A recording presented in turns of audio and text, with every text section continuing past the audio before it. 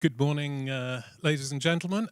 Welcome to this seminar. I will first introduce myself. I'm Nick Marsh. I'm a senior researcher here at PRIO. I'll be moderating the event. And I'd like to introduce, in order of appearance, a bit like a movie, the people who will be speaking. So first, over there, we have Christian Holmboe Ruge.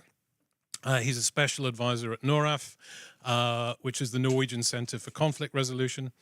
He's an expert on arms and security issues, and he's previously worked for Norwegian People's Aid, at the FAFO Institute, and as a consultant to the Norwegian Ministry of Foreign Affairs. So he'll be talking first. He will be followed by Júlia Palik, next to him over there. She is a senior researcher here at PRIO, where she leads the DISARM project on DDR, and she'll be presenting some of the results from that project. She also researches international mediation and conflict dynamics. Júlia is a fellow at the United Nations Institute for Disarmament Research, which is called UNIDIR. I just mentioned that because several other of our people here are fellows there, so I won't mention the full name over and over again. And she's also a member of the integrated DDR training group. After those two speakers, we'll have a panel discussion. And the members of the discussion, they will be here, sitting opposite me, Miriam Coronel-Ferrer. She was, until she retired, a professor of politics at the University of the Philippines. She is also a professional mediator.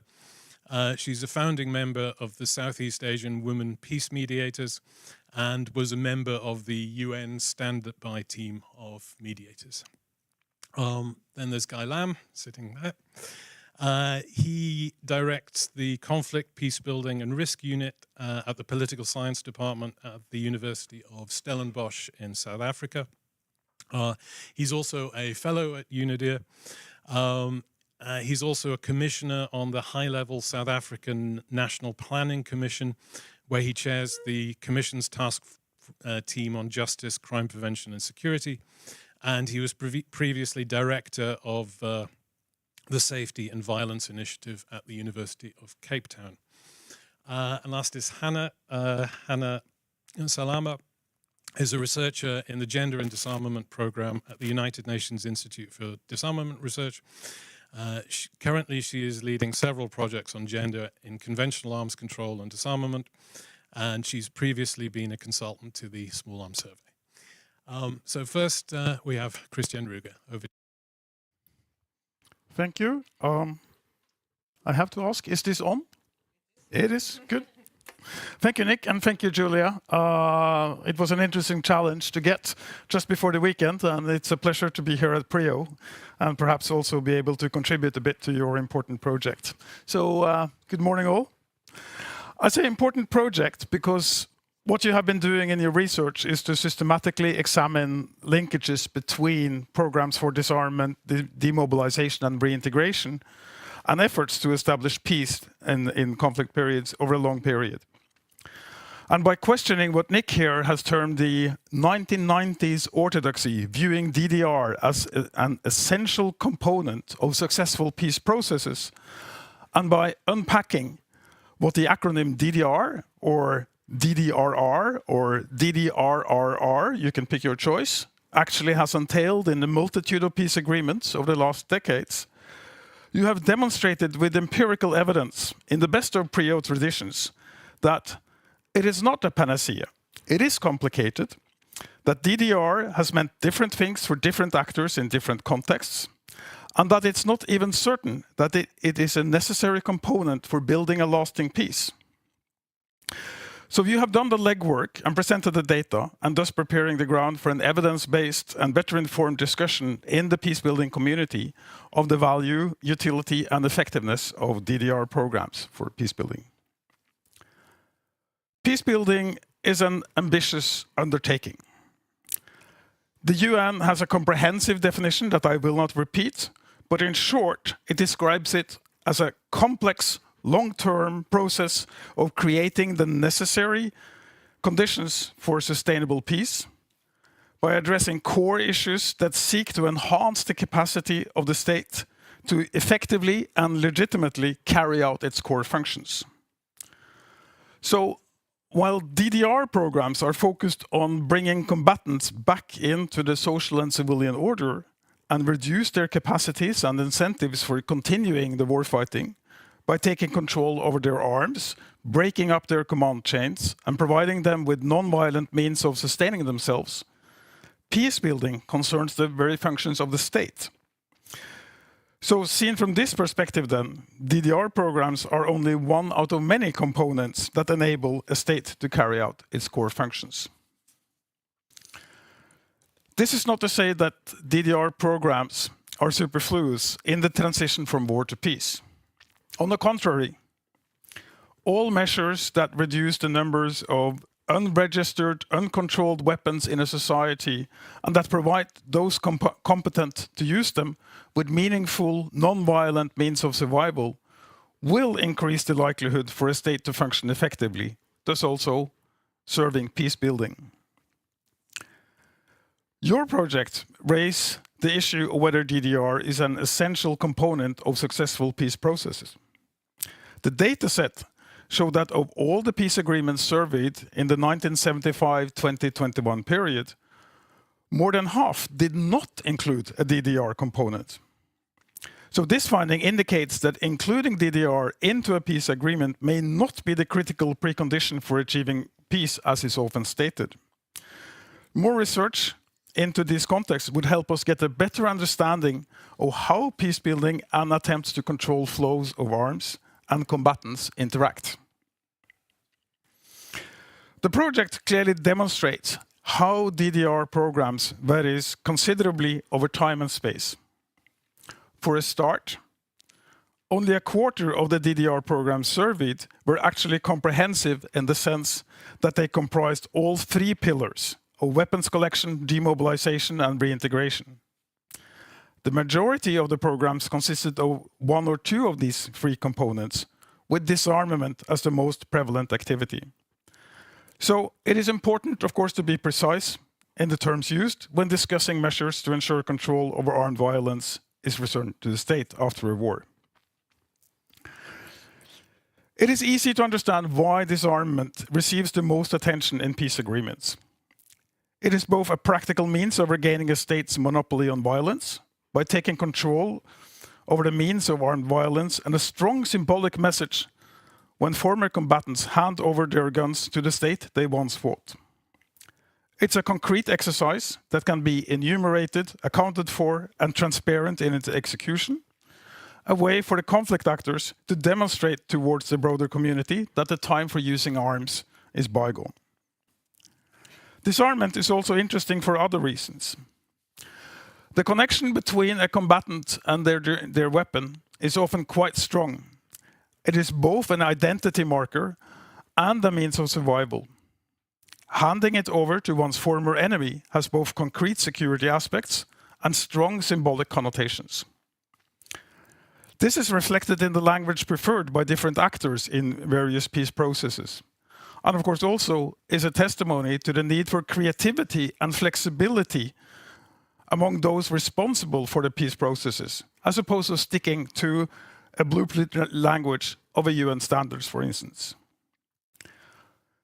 In Colombia, the FARC-EP insisted on using the phrase laying down arms rather than disarmament in the 2016 peace agreement to signal the voluntary transformation of a guerrilla group as opposed to their defeat or surrender. In Northern Ireland, the IRA used the term decommissioning. The Communist Party of Nepal chose management of arms and ammunition. And in the Bangsamoro process, one used the term normalization. While the disarmament indicates the full handover of all weapons, in reality, this is often neither the case, nor may it be necessary to secure a peace.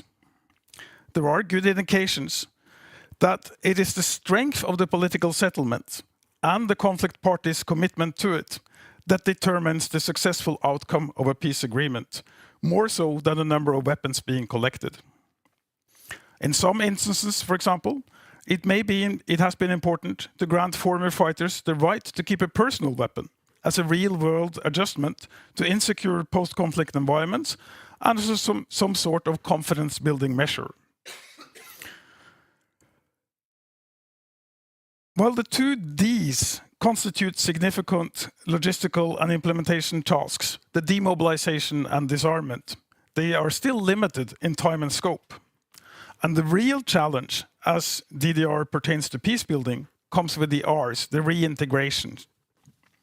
Reintegrating former combatants back into war-torn communities is immensely difficult. It requires a range of competencies, time, and not least long-term funding. Ex-combatants may come with a serious baggage from their time in the fray. Their skill sets may be very different from, and sometimes counter to, what is needed for a civilian life. They may have committed grave violations against the communities they are supposed to resettle in, and their expectations to what a civilian life will be like may be a long way from the reality they will experience. The list can be much longer, of course, and we will hear more about that. Reintegration is a social intervention covering a broad range of issues, thus requiring many different responses that may change over time. In the world where the international community respond to armed conflict with peace interventions, that means that different actors will be involved, both within and outside the UN, often resulting in serious coordination challenges, turf battles, and resource competition across all axes. As some have said of international peace building, it is actually a miracle that it sometimes succeeds.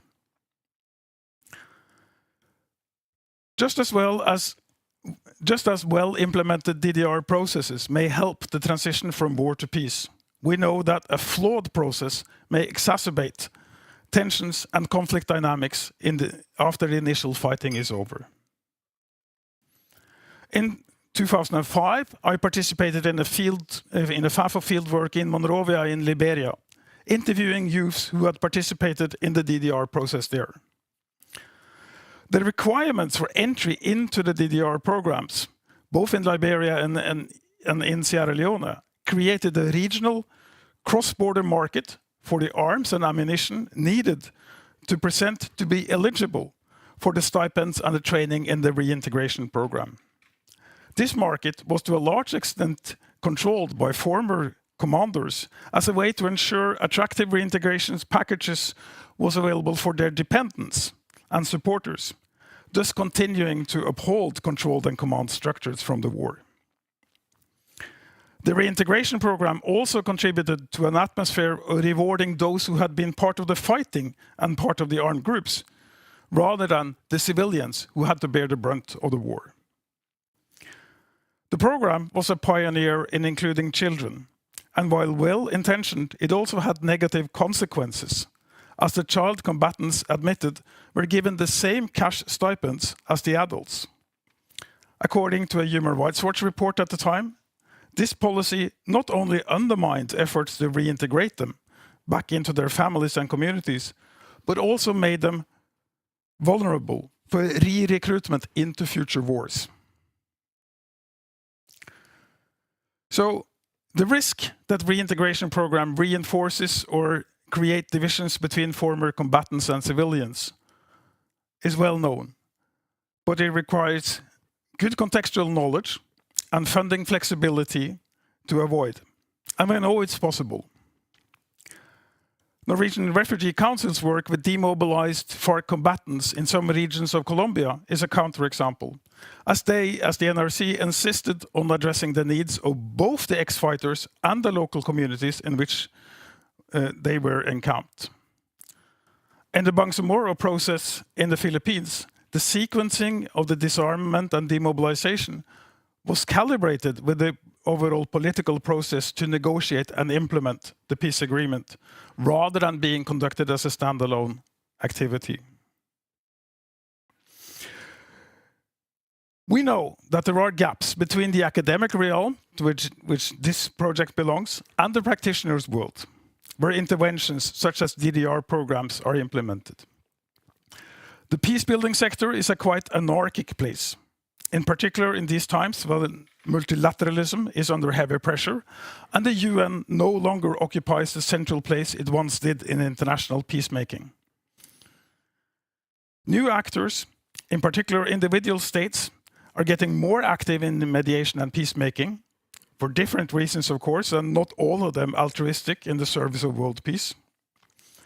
One effect of this is that it will be more difficult to promote and implement common standards of how such interventions, including DDR, should be designed and implemented. And in addition, there is a question to what extent this sector, the peace-building, peacemaking sector, is willing and able to learn, to open up for new insights, knowledge, and factor it into ongoing processes. The Oxford scholar and longtime peace practitioner Matt Waltman presented the report Peacemaking in Trouble last year, based on in-depth interviews and workshops with some 150 senior mediation practitioners. Among his conclusions is that the peacemaking field is struggling to adapt to a highly challenging operating environment, and further, that actors in this field are not getting the fundamentals right. Waltman does not address DDR as such, but the research indicates that international peacemaking and peacebuilding is a knowledge and practice field that may be a slow learner and not very responsive to changes in the knowledge base on the ground. So, the challenge is cut out for you and your project, Júlia. Thank you.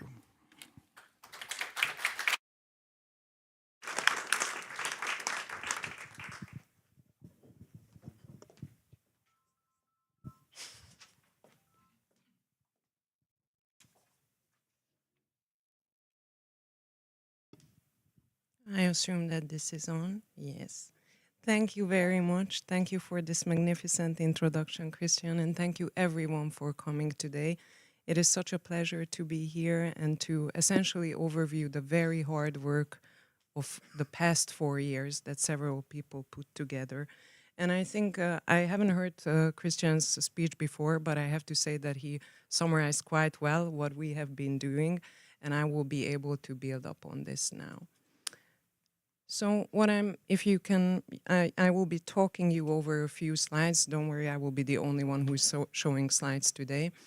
I organized this presentation around essentially 4 key takeaways that I think research can contribute to contemporary understandings of disarmament, demobilization, and reintegration programs. And the backdrop to this whole project essentially has been what you might all know and have been working with, is that the past few decades have seen an enormous increase, both in the number of conflicts and in their devastating effects when it comes to battle-related deaths. So in 2023, which is the last data point that we have, you can look at the orange bar, we can see that there were 59 state-based armed conflict, which is the highest number since the end of the Cold War, since the end of the Second World War. And these conflicts were mainly driven by the Russian invasion of Ukraine and Israel's war on Gaza. And then this year, particularly, resulted in approximately 122,000 people dying. Now, this is a main concern for the international community and several of the practitioners who are here and trying to work on preventing conflicts outbreaking in the first place, but also to prevent several of these conflicts from recurring. And as Christian has mentioned before, disarmament, demobilization, and reintegration programs of ex-combatants have been a crucial part of these programs and these prevention efforts. Yet, we do not really know that what is the effect of these programs and how do they interact with various outcomes. So this is essentially the practical backdrop of this 4-year-long project, which was financed by and is still financed by the Norwegian Research Council. And what I'm going to do in this rather short presentation is to present you with 4 key takeaways that I think might, and I invite you to be open to this, to challenge a little bit and to rethink conventional wisdoms, surrounding DDR. And then later on, the panelists will unpack it in a much more interesting way than I do. So the first one that Christian has already mentioned is that there is this underlying and prevalent wisdom that peace agreements have to, and they do actually include disarmament, demobilization, and reintegration programs. And interestingly enough, no one has ever really looked at it over time, whether this is the case or not. And we found that this is not the case, because majority of peace agreements that we examined, approximately 355% of them, did not include any reference to such provisions.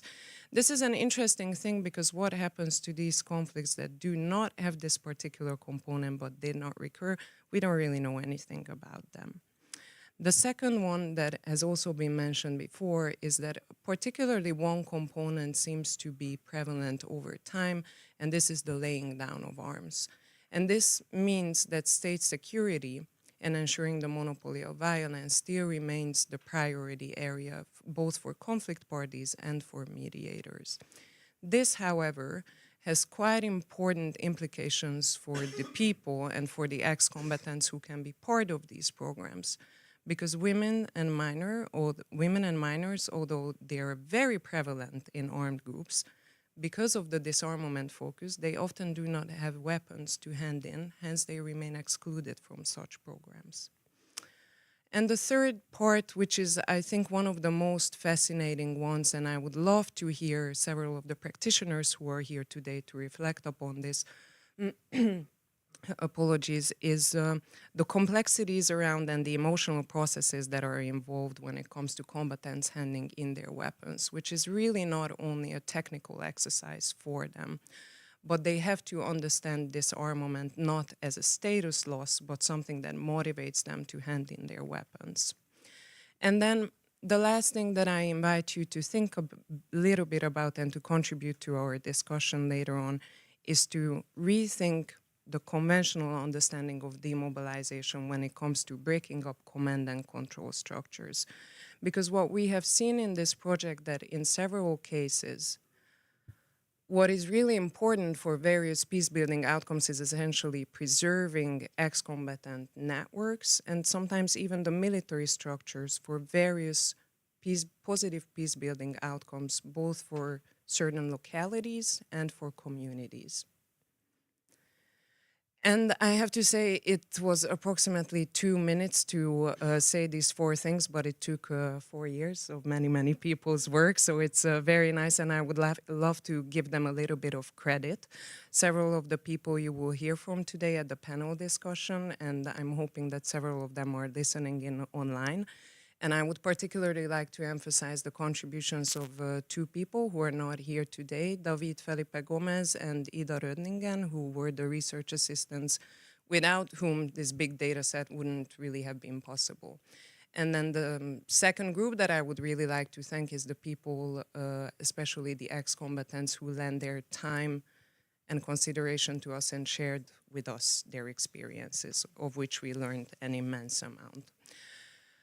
What we did essentially over these 4 years, and I'm not going to bore you with a lot of details, is that we took first and foremost a bird-eye view and took the time period between 1975 and 2021 and examined and coded approximately 300 peace agreements, specifically focusing on the DDR provisions, both in terms of whether they are present or absent in these peace agreements, and then their content.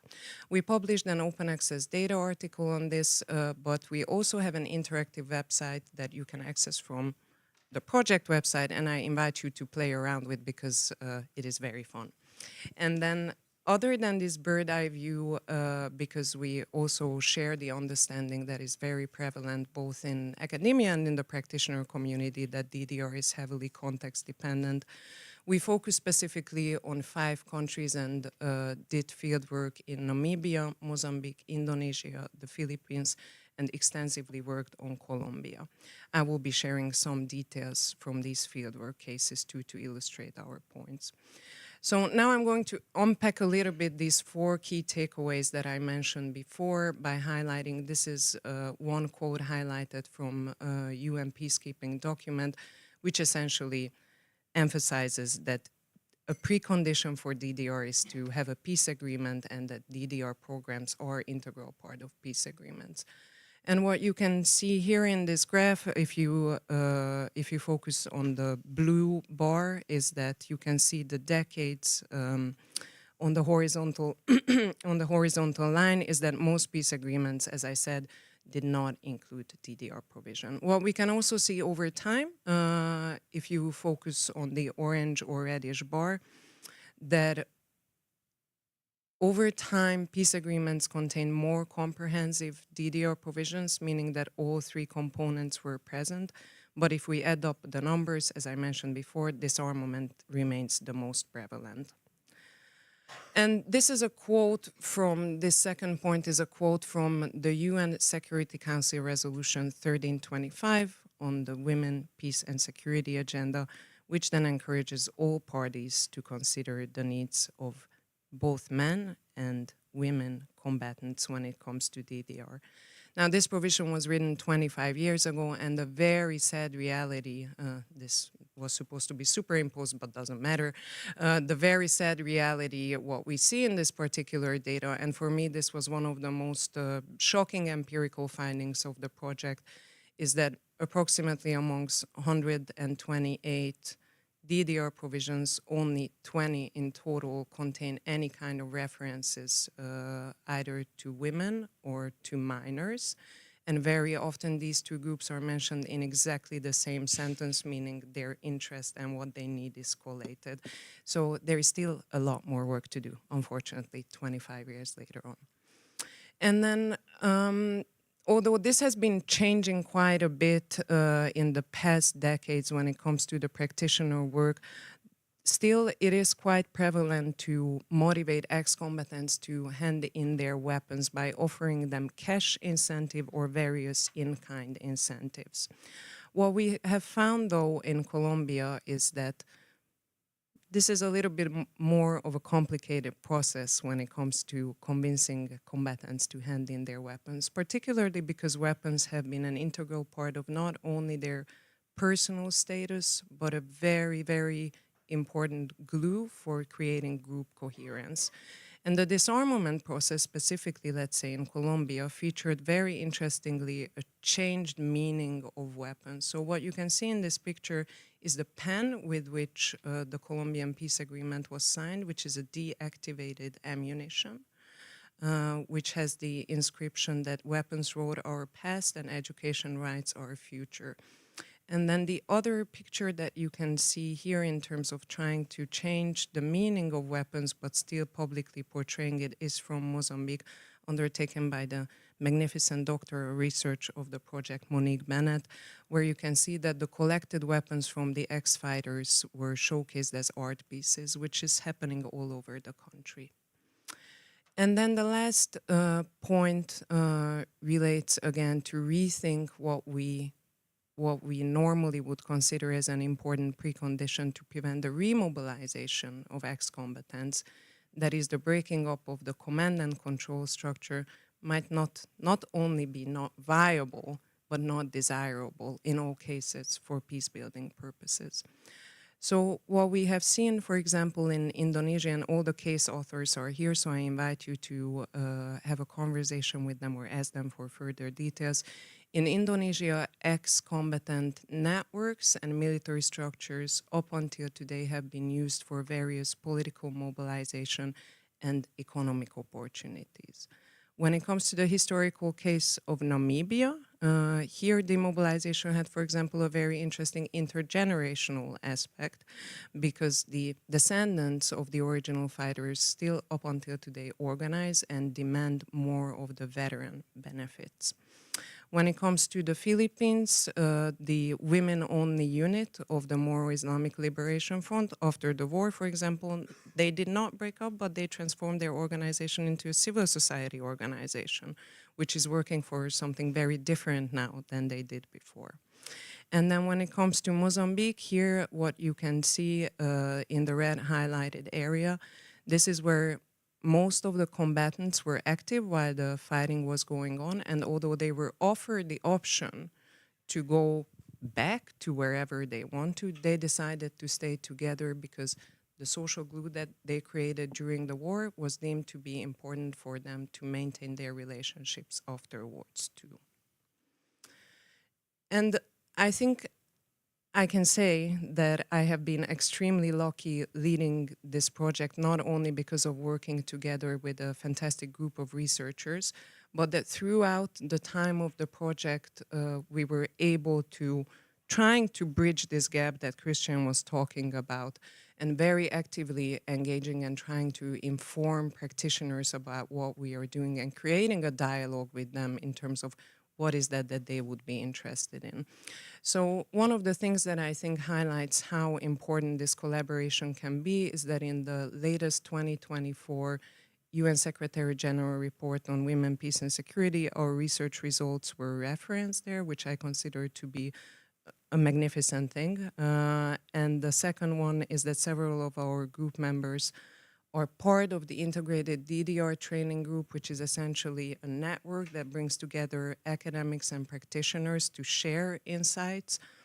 And then we provided input to actual ongoing cases, both when it comes to evaluation of certain practices or when it comes to different national policies. And we also have established quite a close cooperation with relevant UN bodies such as UNIDIR, and provided training for UN mediators. And we also had the magnificent opportunity to present our research result and interact with people in various countries. And if you're interested in what we have actually written, everything is openly accessible. You don't have to read this. You can absolutely choose from whatever you like. If you would like to read academic articles, we have quite a few already published and under review still. Policy briefs, if you prefer something of medium length, and also popular articles, which summarize everything very well.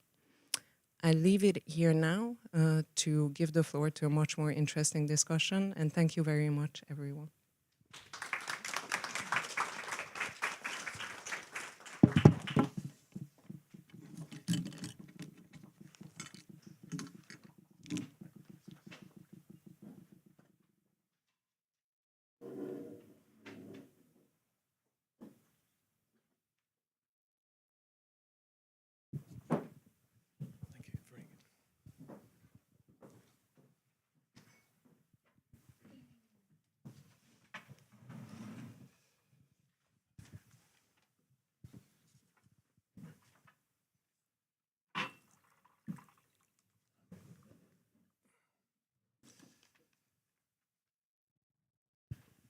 Good. So we now move on to a more interactive discussion after you've received the highlights from the research project.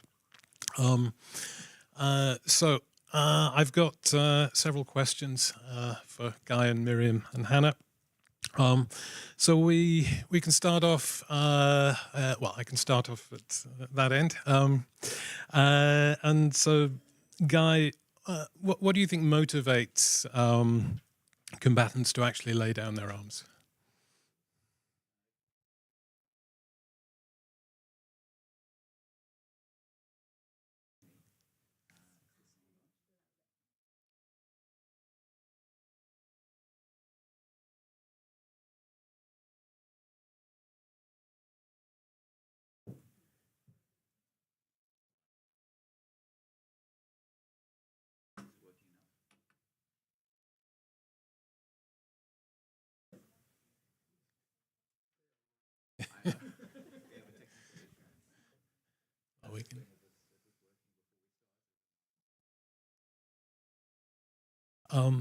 Yes, certainly, Miriam, if you'd like to start on the same question. Okay. Right. Good morning, everyone. Thank you for inviting me to be here. It's indeed an honor to be here. So thanks so much to Julia and Nick and the rest of the DISARM team. The question is, why do ex-combatants or combatants choose to give up their weapons? And so I've been working mainly within sub-Saharan Africa, Southern Africa, Great Lakes region.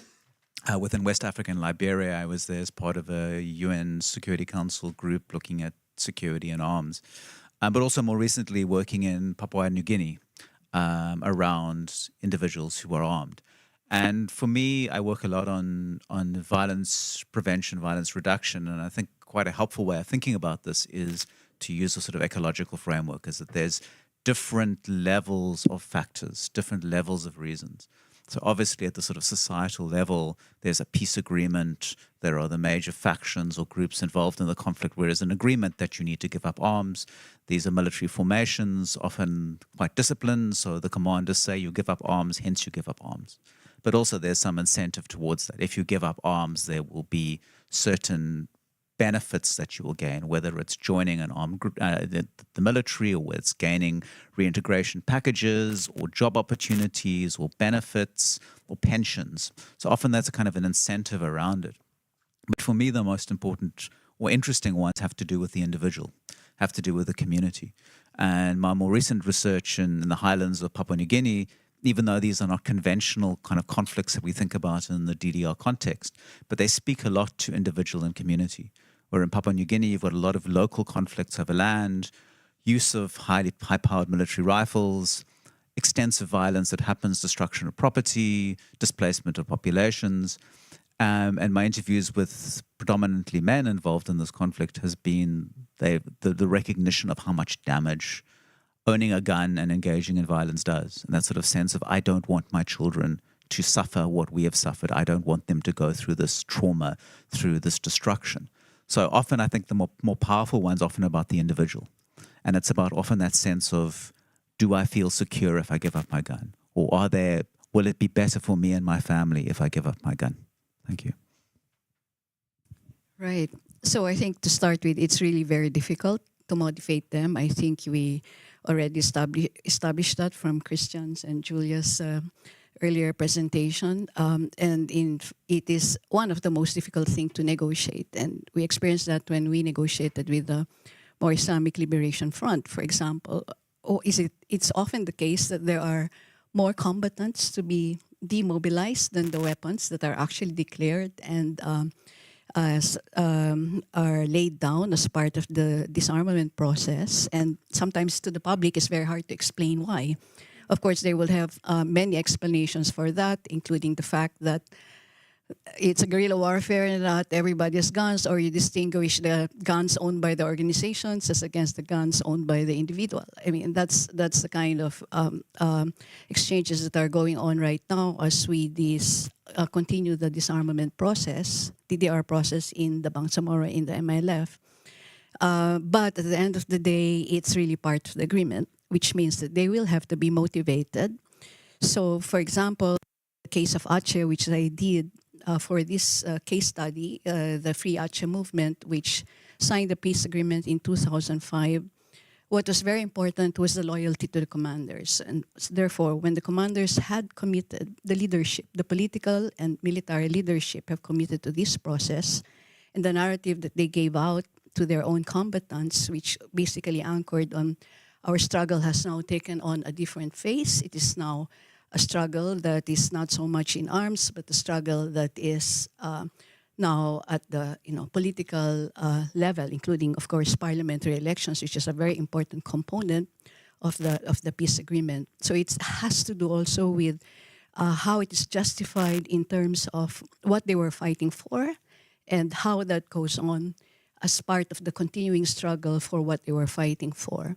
In the case of the more Islamic Liberation Front, when we were discussing, for example, who would be chairing the disarmament, the independent decommissioning body, they stipulated that it has to be somebody from an Islamic country because they wanted an Islamic person to talk to the troops in terms of Islamic values, why giving up the arms is important for peace, of course, but also within the framework of an Islamic worldview. So we can see that material incentives definitely play a role, especially when you get into the reintegration part.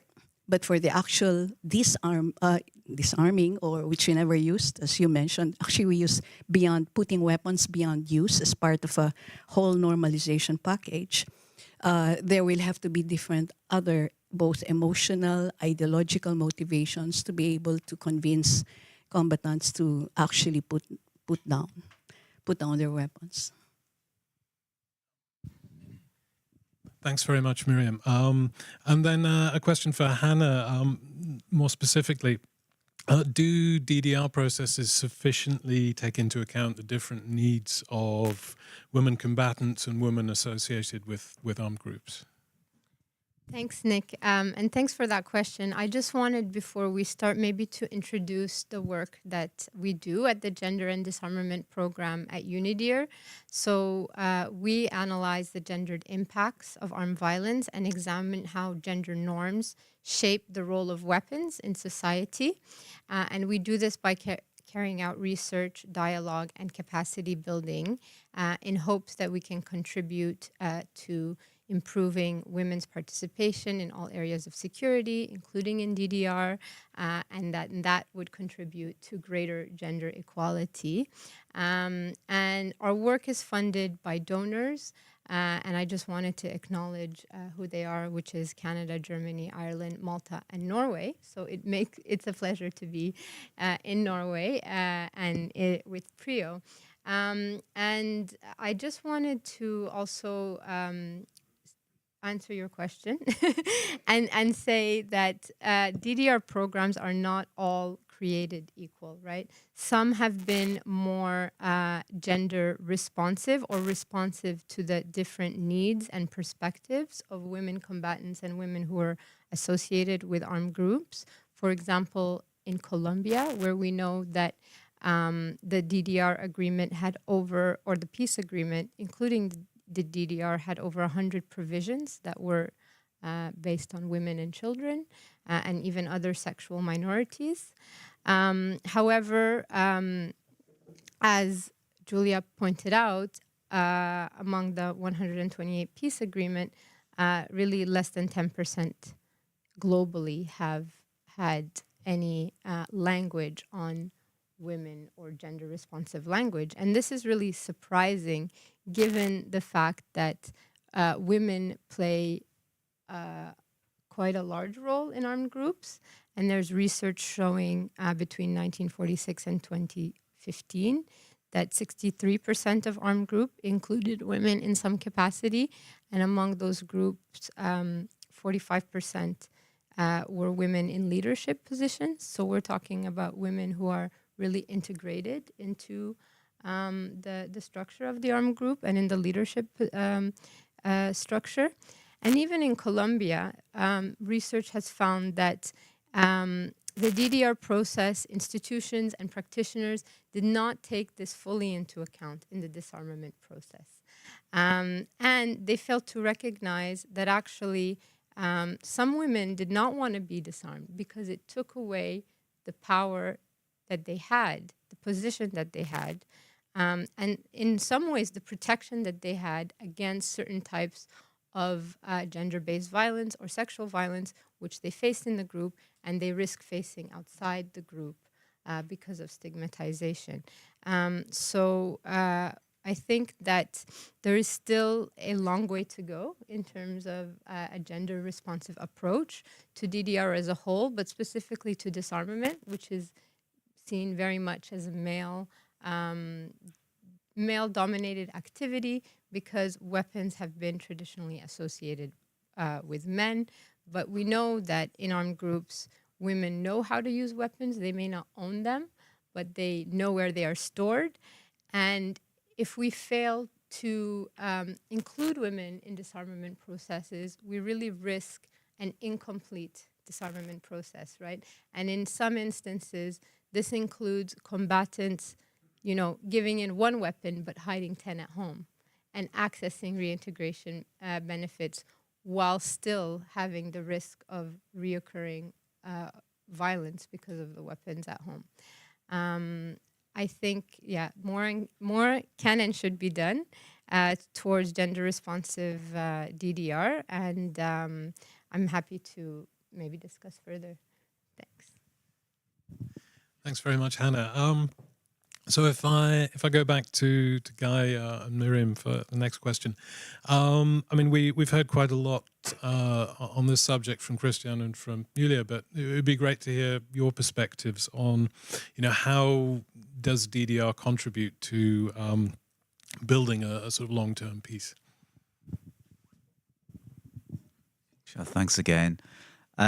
We've learned a lot about disarmament, demobilization, reintegration over 30, 40 years. Obviously, the contexts are different, the resources are different, but if it's done appropriately to the context, if there are the necessary resources allocated to it, we do know from various studies that it can contribute to long-term peace. And I think the key components of this have to do with, namely, weapons, small arms, firearms, guns, that removing these from fragile contexts, from violence-prone, conflict-prone contexts, it tends to diffuse the situation. We know where in societies where there are many risk factors for violence perpetration, whether it's interpersonal or intergroup, if weapons are easily available, we tend to see violence. Whereas remove the weapons, violence tends to go down. So that exists not only in the DDR literature, but certainly in the violence prevention literature as well. So a really important component of it is essentially removing those weapons from society, as many as possible, to reduce the supply of those weapons. But I think probably the most important contribution of the DDR process has really been around working with ex-combatants, depending on their specific needs, depending on who they are, men, women, children, vulnerable groups in the context of armed groups, where providing that support to them, providing them with opportunities, providing them with a pathway away from a conflict role is really important. And certainly what I've noticed within the research I've done over the years is that by providing combatants with resources to, work, to get a job, generate an income outside of the military context, often enables them to move on with their lives. And especially we're looking at younger men who tend to make up the bulk of the fighters within conflict situations, as many of them are not married. Many of them don't have the resources to start a family, but what often a reintegration process does, it provides them with resources, provides them with training, be able to boost their human capital so that they actually can invest in their lives and actually can build a family. And that's the one important takeaway I get from reintegration programs, is that if you're able, if we know that if younger men get married, start families, they're less prone to engaging in violence. And around that kind of stabilization that families bring to it. And I think there's been some very important thinking about DDR programs, that you can't just think about the individuals, you need to think about the kind of family, household circumstances in which they are. And so for me, that's been a very important kind of contribution. It's about not only taking the weapons away, but thinking about how you can support these ex-combatants to empower themselves. Where we know it doesn't work is when it's not particularly well thought through. There hasn't been an assessment of the needs of the combatants, and the sort of the process of providing for them has not been adequate enough. But also the DDR programs can be particularly effective if the state then takes over, if the state is involved in the process of fulfilling those obligations, whether it's through pensions, setting up Veterans Affairs, departments of veterans to support these individuals. Not only to, it's important to, there was the point made about symbolism in DDR. I think it's also about recognition. Often what happens in the sense of where DDR isn't successful is because those who were involved in fighting felt that they weren't adequately recognized, that particularly in liberation fights or fights against authoritarian rule, it's those individuals feel that they should be recognized in all of this. And I think governments play an important role in a way acknowledging these important roles that these individuals fought. So the DDR can be important from a symbolic point of view as well. Thank you. So I think we can think about the correlation between DDR and peacebuilding in two levels, which is the general level and then specific context of DDR in a peace process where you are dealing with an armed group. In general, of course, we know that the proliferation of arms does create conditions for greater violence. And it also creates a mentality where security is founded on gun ownership, whether it's an armed group or an ordinary farmer.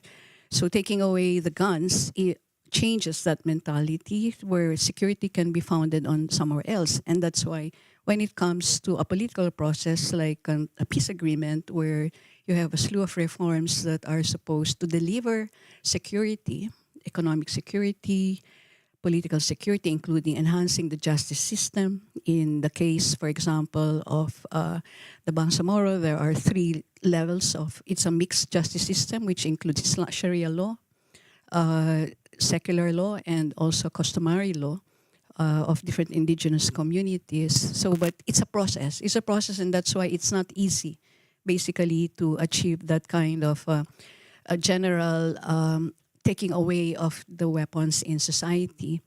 And then, but basically, it provides the impetus for a process. Having an agreement which includes a DDR creates a momentum for some kind for a disarmament process, and it does.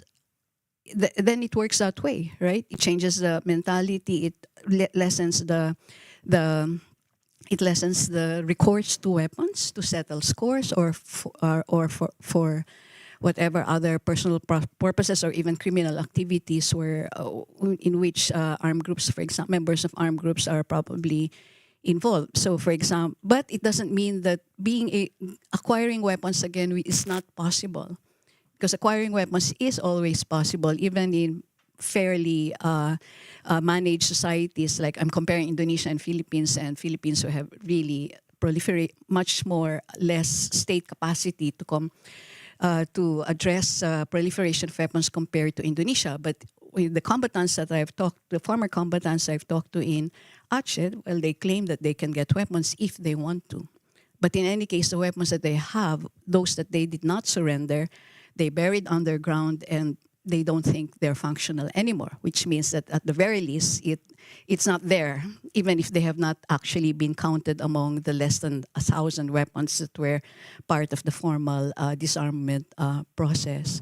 So yes, it's a very important component. In the case of the Bangsamoro, part of the agreement was not only to stop, to take away the weapons of the armed groups, but also take away the weapons of the private armed groups, even those that belong to politicians who have their own private armies.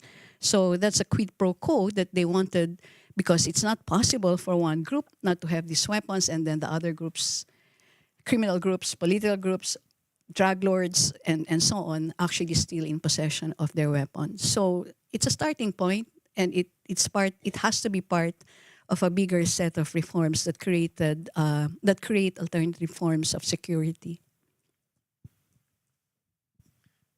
Thanks very much, Miriam. And a question for Hana. How can gender-based violence, including sexual violence, be better addressed in DDR programs? Thanks. So first, I think it's important to say that women and men experience gender and based violence both inside and outside the group. And DDR has a role to play, because it can either have measures to prevent it, or it can inadvertently reinforce this kind of violence, specifically return and reintegration efforts. So at UNIDIR, we have a project called Managing Exits Out of Armed Conflict, where we follow 45,000 ex-combatants around the world through surveys.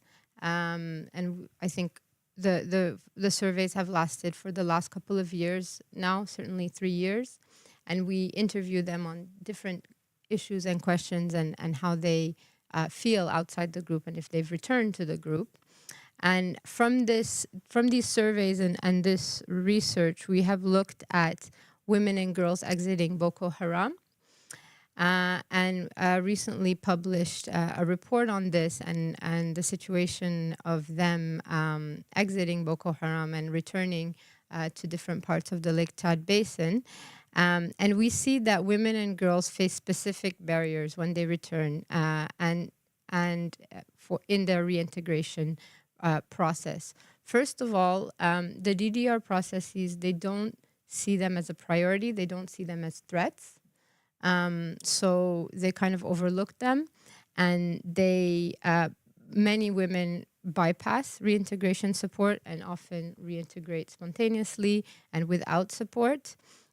Even when they receive this kind of support, there is little investment in preparing them for life back in the community. So if you think of women and girls who were in these groups. Some of them had forced marriages. Some of them suffered a lot of sexual abuse at the hands of their husband.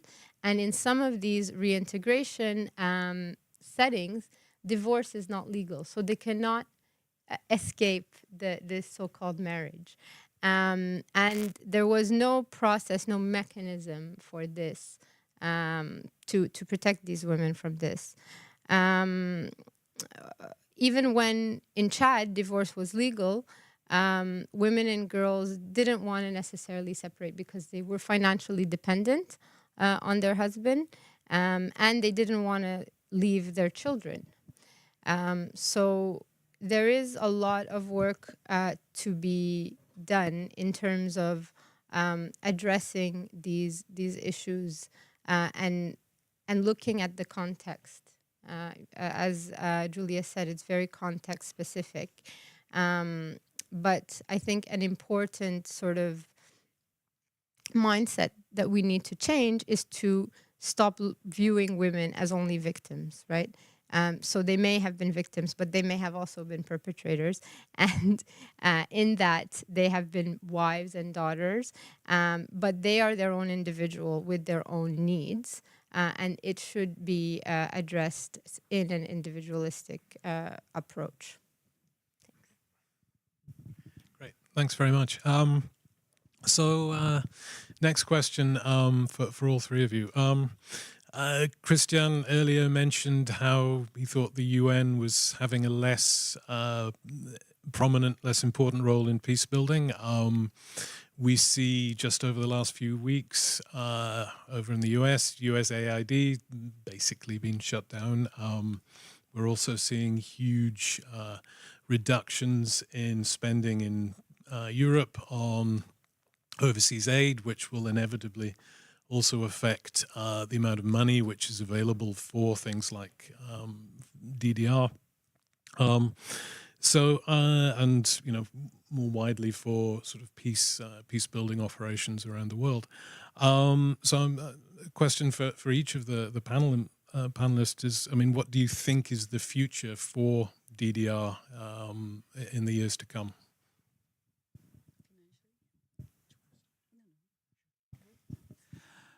I think this is a really interesting question because we are moving into some uncharted territory. I think obviously we'll see some continuation of existing practices, but I think we're going to see more diversity. So certainly the UN will continue to be an actor. Obviously it depends on its budget. But a key consideration here has been quite significant withdrawal from complex situations. So if we look at Africa, where traditionally the bulk of UN operations, which have had a DDR component, is a number of those operations have wound down or closed. So we're looking at Mali, you're looking at the DRC, and these are kind of contexts of these sort of UN stabilization missions which have been efforts to try and bring about a lasting peace, engage in DDR, where you've still got groups that are engaged in armed conflict. So very difficult scenarios and haven't worked out all that well. And so certainly we've had issues around legitimacy, particularly in the DRC, which kind of led to the closure of that particular, or the winding down of that particular peacekeeping operation. So I think around the UN's role is going to be a lot less significant than it's been. But I think what we are noticing as the geopolitics realigns is the prominent role of certain states. I think we're likely to see a lot more bilateral involvement in DDR, major states who have an interest in specific regions. Particularly, we've had challenges around unsustainable DDR processes in areas where there's valuable natural resources. We look at the Eastern Congo, numerous efforts at demobilization, disarmament, reintegration, work in the short term, but then you see the conflict start again. And largely it's about those resources in those contexts. It's about external interests, whether it's states or it's private sector in those places. Similarly, if we look at Colombia around, the kind of narcotics trade, that's been a key driver of conflict being reignited. So I think what we are going to start to see as sort of the realignment happens, as states are going to play a prominent role in, particularly if you're looking for resource exploitation, if you're looking at the Eastern Congo, where you're likely to see certain states playing important roles, whether it's the US or China. Already we got in the DRC, you've got the president of the DRC who's been reaching out to the US, given the US's interest in critical mineral elements, obviously the important minerals that for green energy, for batteries, for all sorts of other technology, there is an interest. So one may very well see peace agreements, DDR, some form of disarmament, some form of demobilization happening in these kind of contexts. And I think finally around, you may see, because of the withdrawal of funding, more of the sort of local level, community level. And that's something I know UNIDIR is starting to invest a lot of thinking in, is how do you support these very local level initiatives where communities are tired of fighting, communities really want to move beyond the conflict, no longer want to participate in conflicts. How do you support that? I think we are going to see a lot more of the sort of self-initiated types of processes. And maybe finally it's around states who start to do it. The sense of we do it on a much more low resource type of approach, low resource model, but the sense of around we have to deal with these individuals who have weapons, we have to find ways to demobilize them, we have to find ways to support them. So I think in really sort of summary, we're going to see a combination of things happening around DDR, not having this dominant UN-driven model of DDR. Thank you. So when I posted this event on my Facebook account, and somebody asked, "What about the big states who are producing all of these weapons?" So we're definitely not talking about DDR of weapons producing states, right? We're only talking about non-state armed groups, which is a little sort of lopsided in a way. But in any case, Christian, you mentioned that at the end of the day, it's really the parties, the parties who have to be committed to this. So I think my basic point is that while you do need funds infusion, if we're talking about resources, for example, that's coming from Western states, whether it's Europe or the United States, they do facilitate the process in the beginning, but eventually what sustains it is the resources that come from inside. So whether it's financial resources, opportunities, scholarships, etc., that sort of like becomes the burden really, or the responsibility of the state party primarily.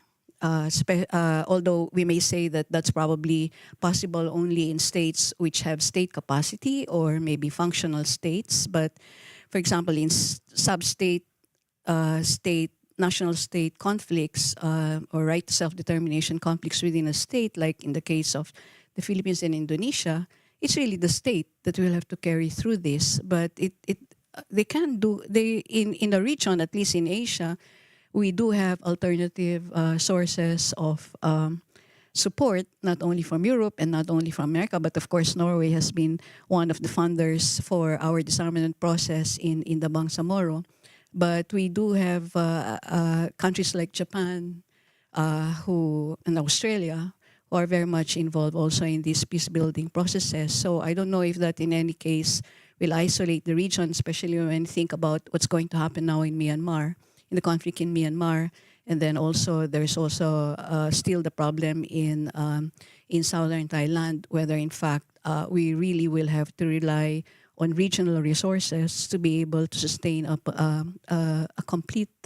comprehensive political settlement of the conflict that will involve significant resources for DDR. Thank you, Nick. I mean, in my perspective, through a gender lens, I feel like the future is a little bit bleak. We're experiencing a gender backlash, and I fear that gender-responsive budgeting, all of the progress we made in setting up standards for gender-responsive budgeting on DDR, including in the IDDRS, the budgeting on women, peace, and security will unfortunately be deprioritized, not only because of the US administration, but also of the security context in Europe. So to me, I urge donors not to have gender as a second priority, but really prioritize this in DDR processes, because I think I explained how, you know, this perspective can look at the differentiated needs of all of the combatants and respond appropriately. I would say, just to pick up on Guy's point, recently I have been doing research in UN peace operations contexts, including in South Sudan, MONUSCO, BINU, which is a special political mission, and the Central African Republic. And I see that the UN role in DDR is more and more marginal. I think this has been happening for a while now, that, you know, they're playing an advisory role, and we have a lot less funding to do DDR. But the UN is also getting creative in terms of finding funding to do community violence reduction, which is a DDR-related tool, and which can be very useful in contexts like South Sudan, where disarmament is viewed very negatively because the forces who are imposing this disarmament are not viewed as the legitimate force. And this is something that is really important, that disarmament has to be neutral and be done by a force that is seen legitimate. And that is not always the UN in some cases. So I think that we perhaps will see maybe a growing use of the DDR-related tool, including transitional weapons and ammunition management and CVR. And UNIDIR's upcoming research will look at ways of how those processes can also be gender responsive and also be integrated into the greater security guarantees framework. So SSR, DDR, and weapons and ammunition management really have to work together in order for them to be effective. So yeah, I think I would urge donors to keep thinking about gender equality and including it in everything that they do. Thanks very much. Just a quick follow-up question. Guy and Miriam, especially, you talked about a different model of DDR, which was much more, if you like, smaller scale, based upon states, local communities, less involvement by international organizations. Can you give us any suggestions as to, you know, where that might take place in the future? You know, which countries are you thinking of that might have this kind of DDR?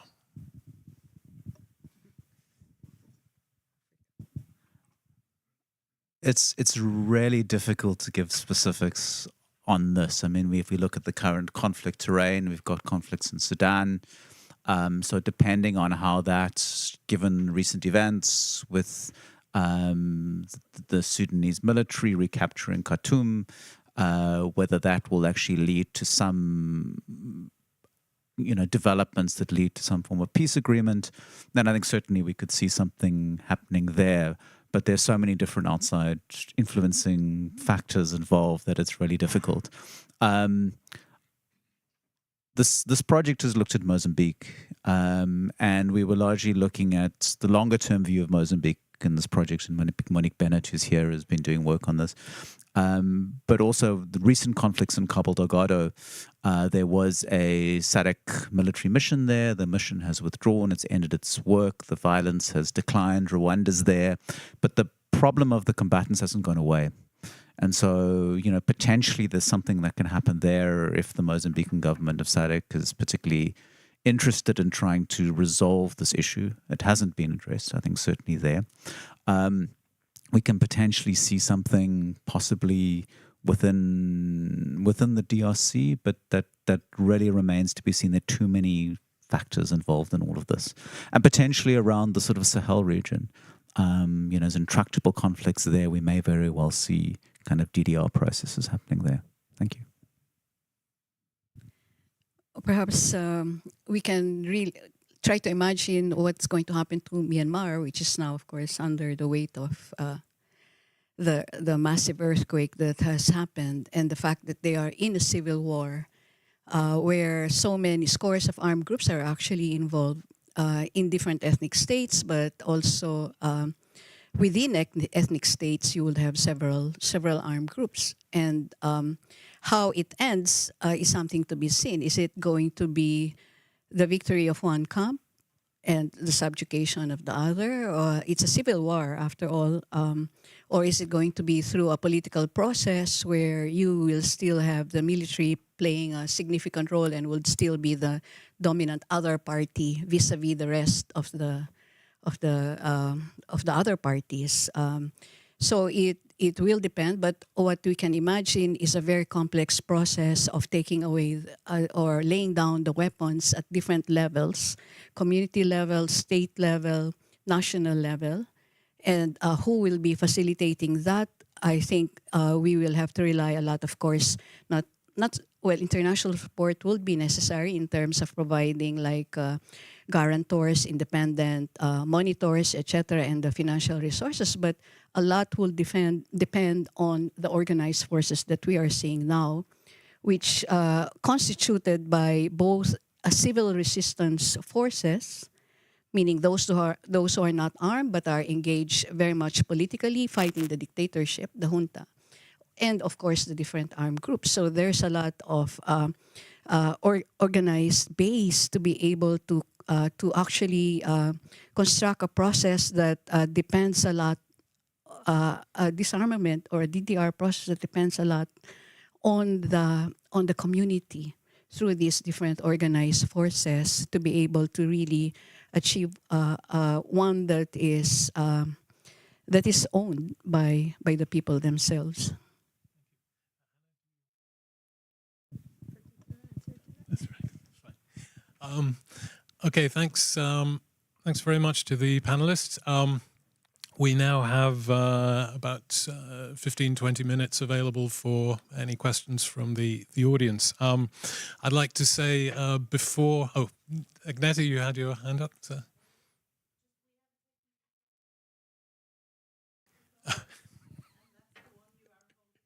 Ah.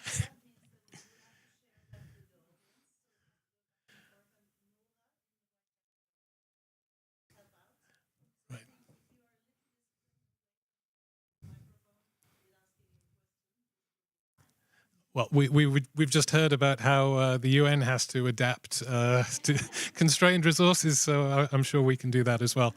I should just mention before you put your hand up, just so you know, the session is being recorded. It's being streamed, so bear that in mind before you say something.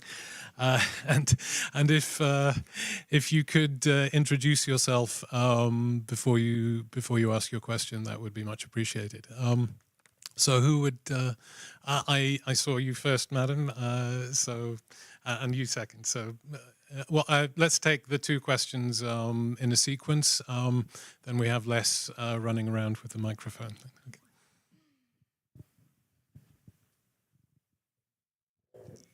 My name is Farida Ahmadi. I was born in Afghanistan and now I'm living here. And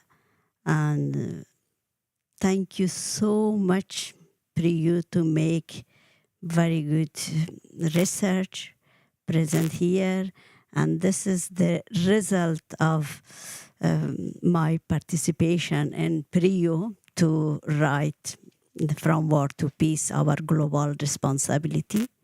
My question is, you from United Nations. I remember I was a young girl, and when the Soviet occupation in Afghanistan, I write a letter to United Nations to how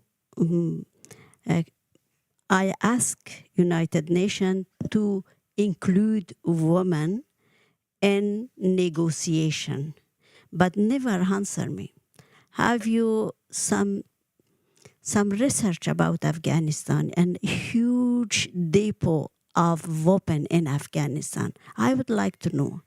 I I was in delegation with Afghan people. The first woman go to the White House, go to the pub, all the leader in the world, and ask about peace, but all organize war. And I was alone, and I was in the jail many times, both in Russian jail and American jail. My question, how United Nations have document about Afghanistan, about women participation for peace building. Thank you.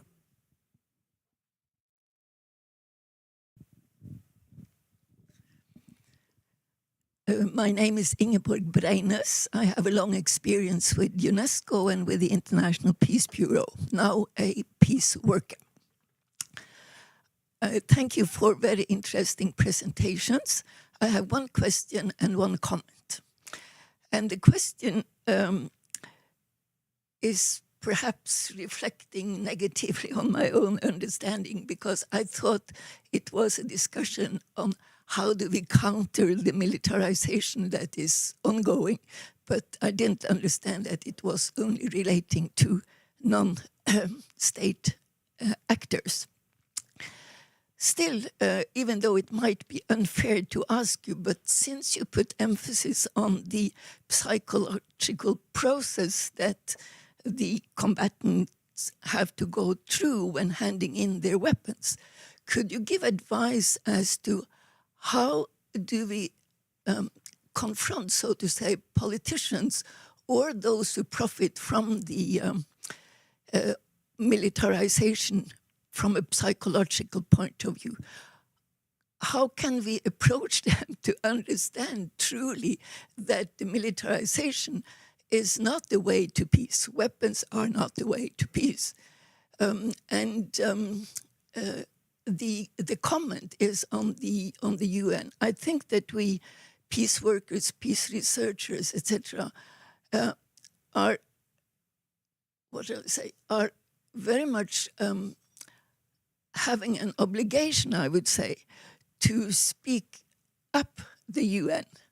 Because if we lose the UN, as we did after World War I, or just before the start of World War II, we are in trouble. So I think we have to, when we say that the UN is fragile, is weaker, etc., we have to insist that it is a lack of resources in the system, and that the 1 year regular budget of the UN is 600 times less than 1 year military budgets. So we have to keep that in mind constantly. Thank you.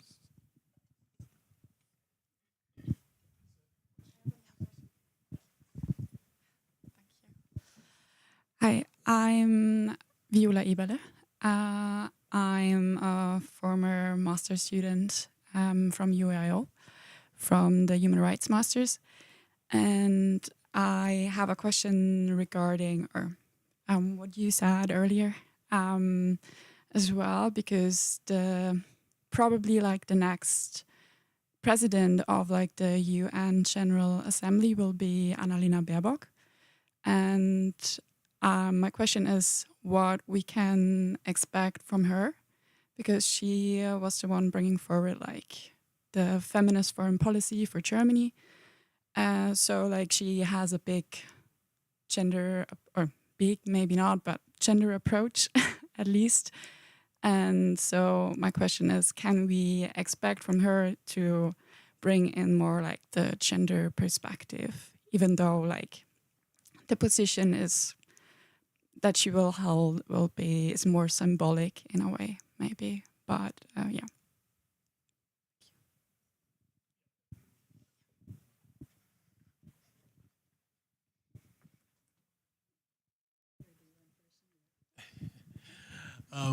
Okay, thank you very much for those three questions. I I don't know whether we can answer all of them, especially the last question, which may be a little specific if you don't know the background of the individual. But we'll do what we can. So I can start off with Hana. So maybe I failed to mention this, but the UN Institute for Disarmament Research is an autonomous institute within the UN, which means that we're not part of the Secretariat and we're free to do sort of research to support the aims of the UN, but we have no say in their decisions. And I really admire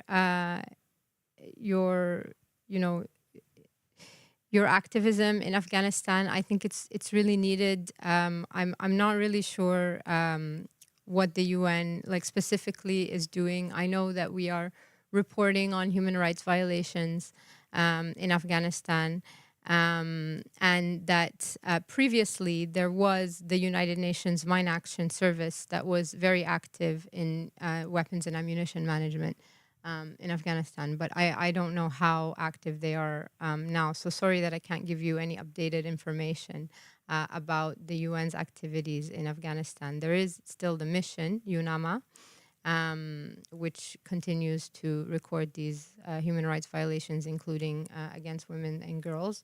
And I know that we've been very vocal about women's participation in political life, in public life, but the situation seems to be worsening there. And this is something that, not only the UN needs to speak up, but all countries around the world. And then maybe to talk about the President of the General Assembly, yes, we have great hopes for Germany as the President, or Annalena Baerbock. It's currently Cameroon, and Cameroon actually hosted a special session on small arms and development, where they invited me to speak about gender and small arms. So I think that there is a lot of scope for that person to host these kinds of thematic debates around demilitarization. And I think this is one that they are looking at, militarization and development. What are, the costs of militarizations to development? So I think that, even though it's a rather kind of a symbolic appointment, I think the post holder does have scope to put an emphasis on feminist foreign policy or gender responsive approaches to the work of the General Assembly. That's all I have to say. Thanks. So I was actually with the UN standby team of mediation experts in up to 2022, doing a lot of work, supporting the work of the UN mission in Afghanistan. And I can tell you we did a lot of work on the women, as did so many other international communities. But as you know, at the end of the day, the rug was pulled under the political process when the US and the Taliban moved ahead with their own peace agreement without the rest of the world. So it's in a way, that's something to look at. And sometimes also we do need to reflect on how we do gender inclusion, which is sometimes done in itself rather than not as part of a bigger, losing track of the actual goal, which is to achieve peace. Because achieving it in itself without achieving the peace is not the real solution. So some kind of balancing of the perspectives and the policies and approaches would really be needed to be infused in the gender inclusion discourse in relation to peace building or women peace and women peace and security. On the question of what do we do about these politicians, which is not at all part of the research, but I can tell you that as a last recourse, like we did to our president, and this is very controversial in the country because you will be surprised, a lot of people still support him. Our former president is now in the International Criminal Court in The Hague for the killings, extrajudicial killings that happened where military means were used to solve the drug problem. So I'd like to say, let's hold them to the International Criminal Court as the last recourse. In any case, it's not going to happen for all, but at least it lessens the impunity. Thanks. I'm going to try and address the question around militarization. It was a great question. And of course, I don't think I'm going to be able to provide a satisfactory answer to that. So historically, I've worked on demilitarization and militarization, mainly in sort of the sub-Saharan African context. And more recent years has been around police militarization.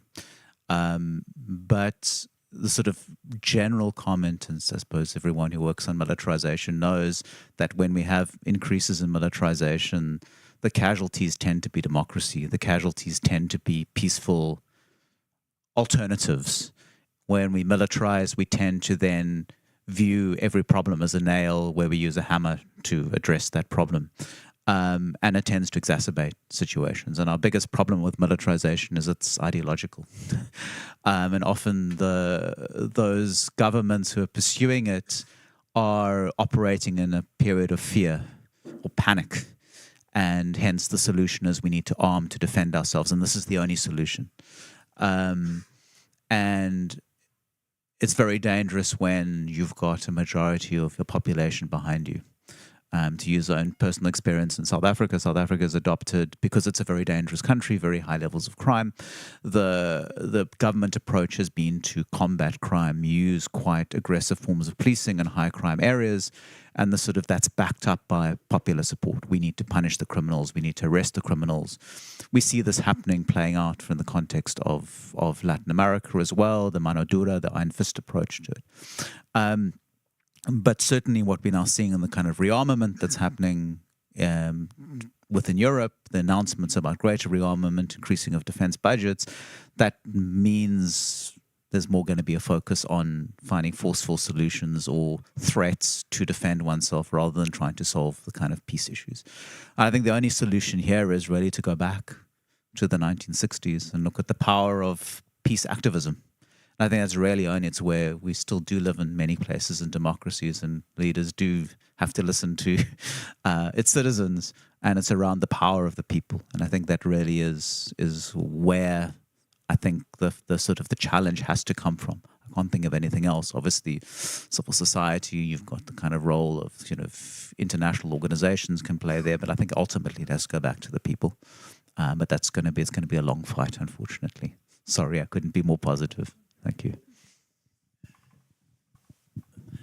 Thanks very much, Guy. Yeah, certainly it's a central question, is how to oppose militarism without becoming militaristic yourself. And unfortunately, it's difficult to have a very quick answer to that. I think we have a couple of minutes, so time for maybe one more question, if you can make it brief. Okay, well, over there.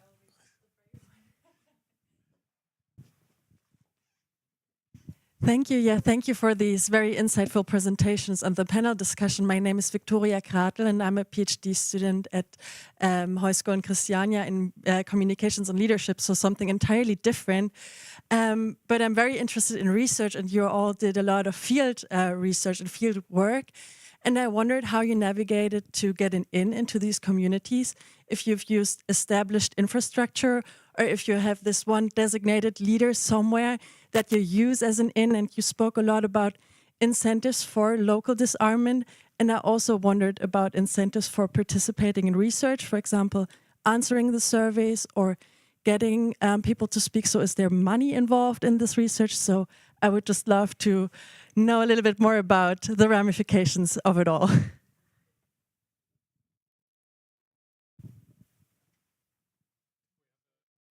Very quickly amongst, if the three of you can very quickly talk about that for a minute each, if we can, then I think we can be done.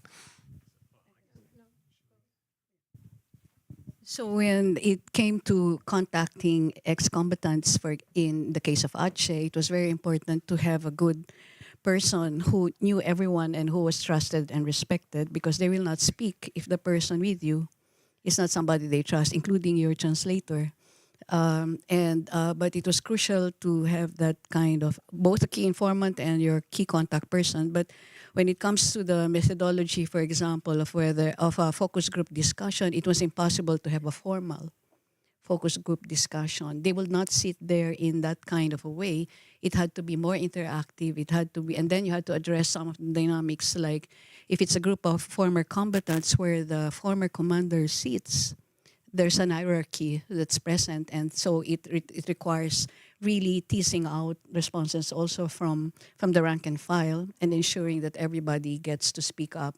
So there's a lot of dynamics that happens, but it's very important to have first your connection and the trust to be able to be established, and then being able to see how the dynamics among themselves also are taking place. And just a brief answer for that as an example. And just in terms of the research I did, Namibia is fairly straightforward. It's fairly easy. I fortunately worked on Namibia before, had contacts. So it was key informant interviews. People were very generous with their time. But just reflecting on this, I've finished up this work in Papua New Guinea in relation to another project. But that needing, just to reemphasize what Miriam said, having a trusted person who the people you want to speak to are willing to speak to you, but then also reemphasizing, sometimes formal data gathering techniques aren't going to work. So I have shifted a lot towards participatory research, storytelling, but also given gender dynamics often around working in smaller groups, men, women, youth, really trying to understand the context better and then adapting your kind of method to meet that situation. But certainly needing a trusted source, but also understanding the local context and adapting your method to do it, because a survey sometimes is just not going to be an appropriate way of generating the results. Just a very quick comment was, some of the people I spoke to recently was the sense of saying how respected they felt because someone came to listen to their story rather than standing with a clipboard, taking notes on the clipboard. So I just thought that was an interesting kind of comment. Thank you. Short note on financing. No, we don't pay them, but it's important to feed them. In our culture, at least, like you will really get criticized if you don't even buy them coffee. I'm afraid my answer is much more administrative. We hire local, research organizations and people who conduct surveys locally in Northeast Nigeria, in Cameroon, Lake Chad Basin, Iraq, Colombia. We have also UNIDIR kind of researchers who are overseeing this research, but it's mainly the surveys are designed by UNIDIR but subcontracted to local organizations which speak the local language, and I think it works really well. But we're also doing more and more participatory research, as Guy has said, especially when it comes to topics such as gender-based violence or sexual violence. And just to note, it's not surveys only with ex-combatants, it's in their communities, so also with the community who have received some ex-combatants as well. And thanks very much. Thank you to everybody who's spoken today.